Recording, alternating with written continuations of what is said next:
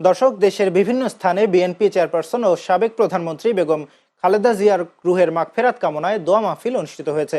প্রতিনিধিদের পাঠানো তথ্যচিত্রে বিস্তারিত ডেস্ক রিপোর্টে।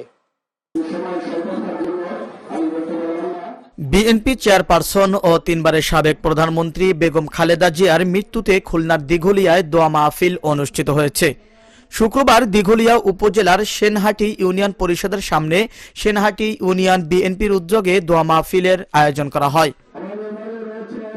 সাবেক প্রধানমন্ত্রী বেগম খালেদা জিয়ার আত্মার শান্তি কামনায় খুলনার ডুমুরিয়ায় মন্দিরে বিশেষ প্রার্থনা অনুষ্ঠিত হয়েছে।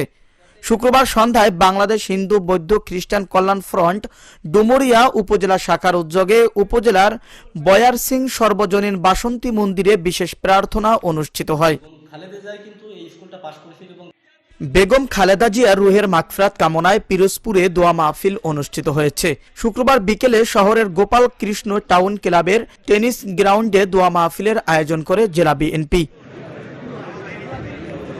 সাবেক প্রধানমন্ত্রী বেগম খালেদা জিয়ার আত্মার শান্তি কামনায় নাটোরে মন্দিরে মন্দিরে প্রার্থনা অনুষ্ঠিত হয়েছে।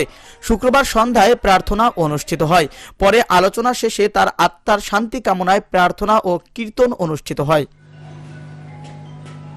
খুলনার ফুলতলা উপজেলার ১ নম্বর আটরা গিলাতলা ইউনিয়ন বিএনপি ও সহযোগী সংগঠনের আয়োজনে বেগম খালেদা জিয়ার রুহের মাগফিরাত কামনায় কোরআন তেলাওয়াত ও দোয়া মাহফিল অনুষ্ঠিত হয়েছে।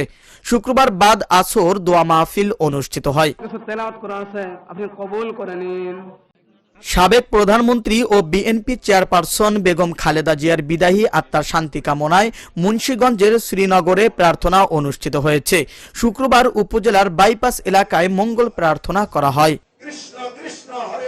বাংলাদেশের সাবেক তিনবারের প্রধানমন্ত্রী ও বিএনপির চেয়ারপারসন বেগম খালেদা জিয়ার রুহের মাগফিরাত কামনা করে দোয়া মোনাজাত ও শীতার্ত মানুষের মাঝে শীতবস্ত্র বিতরণ করেছেন উদয়ন যুব সংঘ।